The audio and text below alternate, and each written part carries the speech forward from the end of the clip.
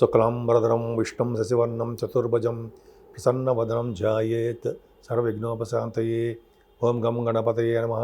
ఓం శ్రీమాత్రే నమః. ఓం శ్రీ గురుభ్యోం నమః.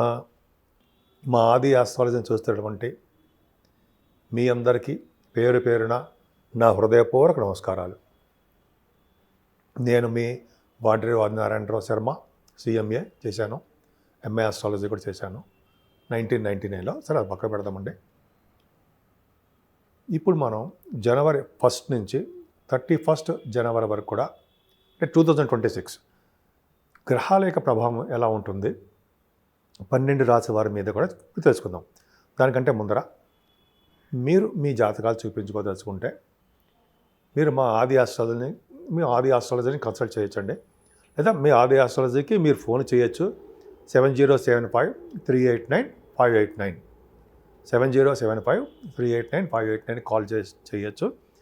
కొద్దిగా బిజీగా ఉండడం వల్ల, కొద్దిగా షూట్స్లో ఉండడం వల్ల, లేకపోతే నేను జాతకాలు చెప్తూ ఉండడం వల్ల కొంచెం లిఫ్ట్ చేయకపోవచ్చు. మీరు వాట్సాప్లో మీరు మెసేజ్లు పెట్టండి, తప్పకుండా నేను మీకు రెస్పాండ్ అవుతాను. అంతే కదండి, జాతకాలే కాదు, మీ ముహూర్తాలు పెట్టించుకోవాలన్నా, అంటే గృహప్రవేశ ముహూర్తాలు కానీ, వివాహ ముహూర్తాలు కానీ, అట్లాగే అనేక రకాలైన మంచి మంచి ముహూర్తాలు పెట్టించుకోవాలన్నా కూడా నేను తప్పకుండా మీకు నేను చెప్పగలను. అంతేకాకుండా వాస్తు సంబంధించిన ప్రాబ్లమ్స్ ఉన్నా కూడా మీరు చెప్తే నేను దాని పరిష్కార మార్గాలు కూడా సూచిస్తాను. ఈ నెల మొత్తం కూడా ఎలా ఉండబోతోందో తెలుసుకుందాం. 12 రాశి వారికి తెలుసుకుందాం. దానికంటే ముందర గ్రహాల యొక్క స్థితిగతుల గురించి తెలుసుకుందాం. మనం గ్రహం అంటే గురుగ్రహం మిథున రాశిలో వక్రగతిలో ఉన్నాడు. కేతువు సింహరాశిలోను, రవి బుధ కుజ శుక్రులు వారు నలుగురు కూడా, అంటే 4 గ్రహాలు కూడా ఆల్మోస్ట్ 13వ తారీఖు వరకు ధనుస్సు రాశిలోను. అంతేకాకుండా 13th ఆఫ్ జనవరిలో శుక్రుడు మకరంలోను, 14వ తారీఖు రవి మకరంలోను, 16వ తారీఖు కుజుడు మకరంలోను ఎగ్జాల్టేషన్ ఉంటాడు, ఉచ్ఛలో ఉంటాడు. అలాగే 17వ తారీఖు బుధుడు మకర రాశిలో ఉంటాడు. అంటే ఆల్మోస్ట్ 13, 14, 16, 17 తారీఖుల్లో కూడా, అంటే ఆల్మోస్ట్ అంటే 15th నుంచి ఆఫ్ జనవరి నుంచి కూడా శోభాలతో ఒకలాగా ఉంటాయి. 15th జనవరి లోపల ఫలితాలు ఒక విధంగా ఉంటాయి. ఎందుకంటే వాళ్ళ గ్రహాల యొక్క రాశులు మారుతున్నారు కదా, 4 గ్రహాలు ఇచ్చే ఫలితాలు రాశులు కానీ డిఫరెంట్గా ఉంటుంది. అంతేకాకుండా రాహు మీకు అద్భుతంగా మీకు కుంభరాశిలో ఉన్నాడు.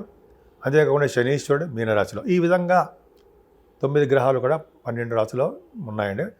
వృశ్చిక రాశి వారికి ఒక అదృష్టం ఏంటంటే 4 గ్రహాలు మార్పు వలన మీకు ధైర్యంతో కూడుకున్న పనులు చేయబోతున్నారు. మంచి జరగబోతోంది. ఈ 2026 జనవరి నుంచి మీకు మంచి జరగడానికి అవకాశాలు ఎక్కువనే జరుగుతుంది కూడా. ముఖ్యంగా వృశ్చిక రాశి వారికి ధన సంపాదన బాగా ఉంటుందండి. 12వ తారీఖు వరకు కూడా 4 గ్రహాల ప్రభావం వలన ధనప్రాప్తి, అదృష్టము, కుటుంబంలో వృద్ధి, వేళపట్టు భోజన సౌకర్యాలు ఎన్ని బాగున్నాయండి. అంతేకాకుండా మీకు రవి బుధుల కాంబినేషన్ వల్ల కూడా విద్యలో రాణించడము. ఇంకోటి చెప్పాలండి, ఈ రాశి కూడా మీకు ధనురాశి అవ్వడం వల్ల కొంతమంది డాక్టర్స్ కూడా చదవడానికి అవకాశం ఉంటుంది. డాక్టర్స్ విద్య వాళ్ళకి వస్తుంది, MBBS రావడము, MBBSలో ఉండడము. అయితే డాక్టర్స్ ప్రొఫెషన్లో ఉన్న వారికి ధనప్రాప్తి బాగా కలుగుతుంది.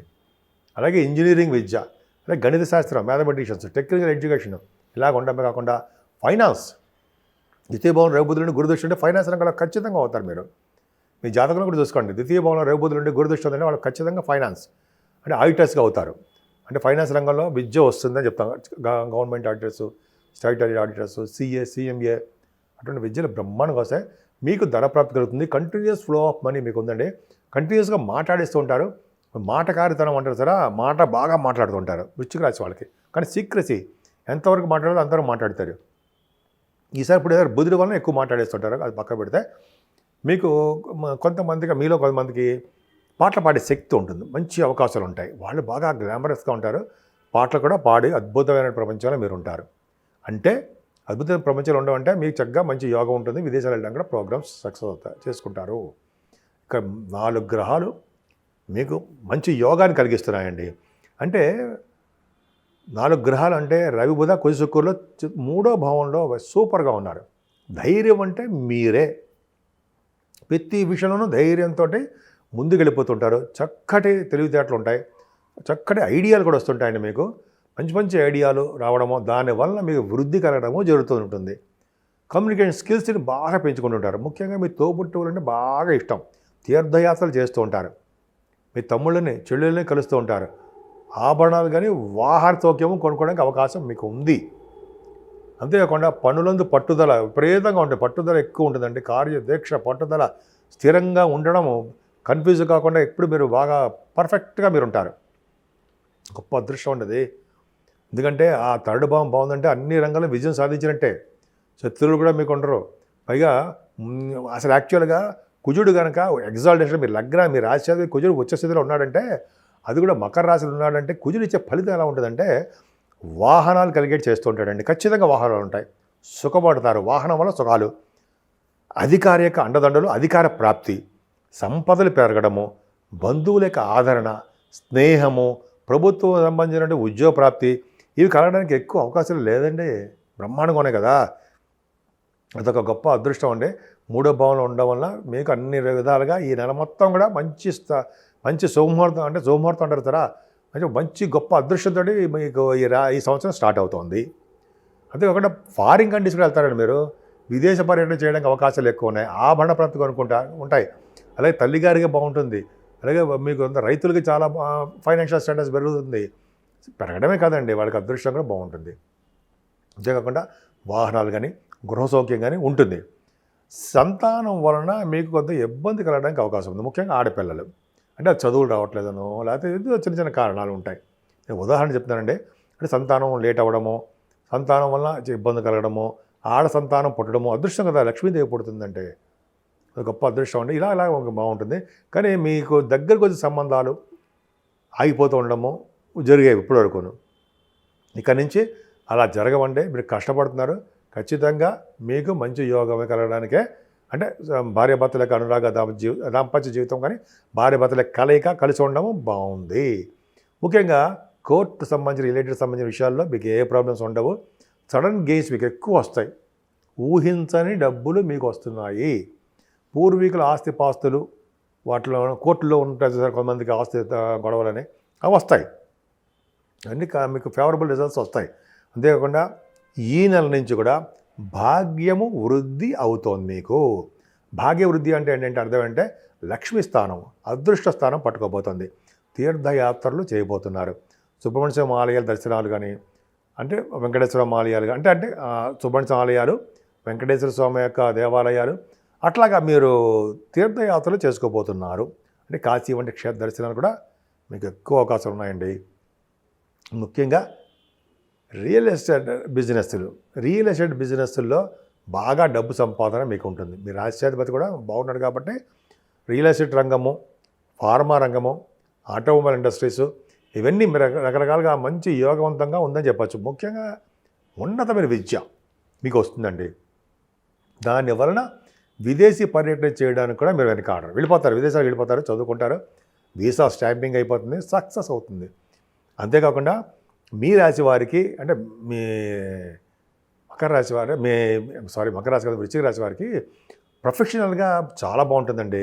ముఖ్యంగా గవర్నమెంట్ సంబంధించిన ఉద్యోగస్తులకి, అలాగే అంటే ప్రభుత్వ రంగ సంస్థలు పనిచేసే వారికి అర్థము, అలాగే మీరు సాఫ్ట్వేర్ రంగం సాఫ్ట్వేర్లో పనిచేస్తారు కదా, వాళ్ళకి ఉన్నతమైన పదవులు ఉండడము, అంటే పదవుల్లో ప్రమోషన్స్ రావడము, ఉద్యోగాల్లో పదవులు పెరగడం అంటాము, అలాగే ధనప్రాప్తి కలగడము, ఉద్యోగాల ద్వారా భద్రత కలగడం చాలా చాలా బాగుంది.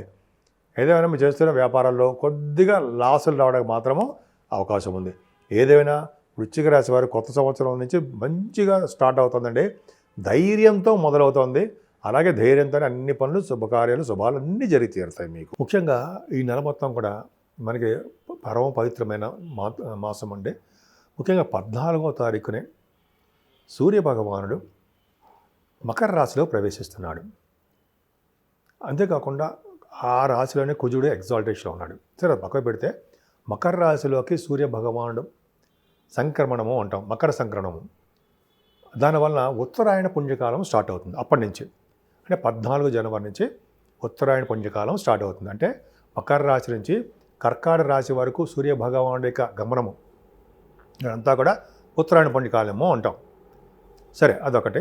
ఆ రోజున సూర్యభగవానుడు చేసేటువంటి పూజలు, దానాలు, హోమాలు, అంతేకాకుండా బంగారం దానము, గోధుమల దానము ఇవి ఉంటాయి కదా, అటువంటి దానాలు చేసుకోవడము, అన్నదానము, అలాగే సూర్య భగవాన్ని ఆరాధన చేయడం వలన సకల శుభాలు కలగడానికి అవకాశం ఉంటుంది. అంతేకాదండి, ఈ నెల 14వ తారీఖు కూడా మనకి మకర జ్యోతి దర్శనం ఉంటుంది. అయ్యప్ప స్వామివారి యొక్క మకర జ్యోతి దర్శనం. ఆ రోజు కూడా అద్భుతమైనటువంటి ఫలితాలు ఉంటాయండి.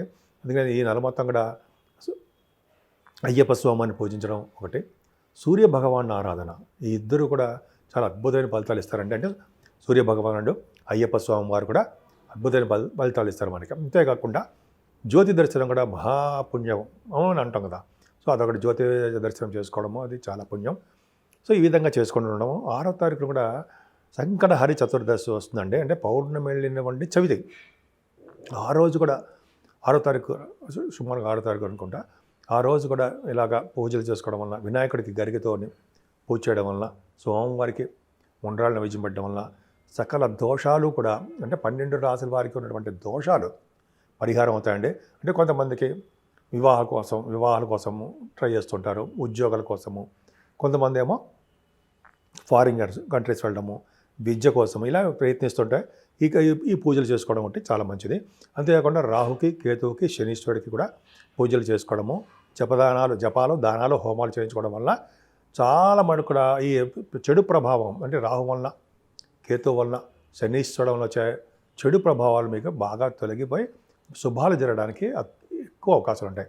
ముఖ్యంగా ఈ నెల మొత్తం కూడా సూర్య భగవానుడిని, సుబ్రహ్మణ్యేశ్వర స్వామిని శివాభిషేకాలు చేసుకోవడం అత్యుత్తమమైన ఫలితాలు ఇస్తాయనలో ఏమాత్రం సందేహం లేదు.